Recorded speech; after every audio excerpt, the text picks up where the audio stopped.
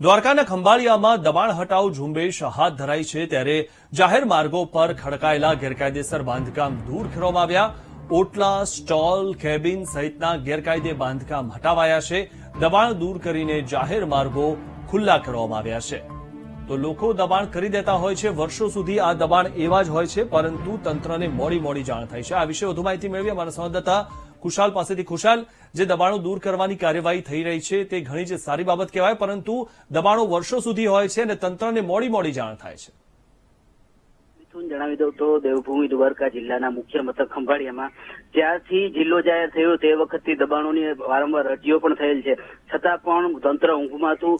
આજે જે દબાણ હટાવો કાર્યવાહી ચાલુ થઈ, મિલન 4 રસ્તાથી લઈને મેઇન નગર ગેટ છે ત્યાં સુધીની દબાણ હટાવો કાર્યવાહી ચાલુ થઈ, જેમાં ઓટલા ખપેડાઓ હટાવાયા। તે છતાં આજરોજ નગરપાલિકા પ્રમુખ આવી નગર ગેટ વિસ્તારમાં પ્રમુખે પોતે અને બીજા સભ્યોને આવી અને પોતે આ દબાણ હટાવો કાર્યવાહી સ્ટોપ કરાવી અને એ કહ્યું કે અમને કોઈ જાણ નથી અને વેપારીઓને જાણ કર્યા વગર આ દબાણ હટાવો કાર્યવાહી ચાલુ થઈ છે, તેથી આ કાર્યવાહી બંધ કરવામાં આવે। અને અત્યારે નગરપાલિકા પ્રમુખ અને અન્ય સભ્યો છે તે ડીવાયએસપી કચેરી આવી અને આ દબાણ હટાવો કાર્યવાહી બંધ કરવાની માંગ કરવા પહોંચી આવ્યા છે। જી, જે વખતે દબાણ કરવામાં આવે છે ત્યારે કોઈ જાણ થોડી કરવામાં આવે છે, તો દબાણ જો સરકારી જમીન પર કરવામાં આવે તો તેને હટાવવામાં જ આવે ને।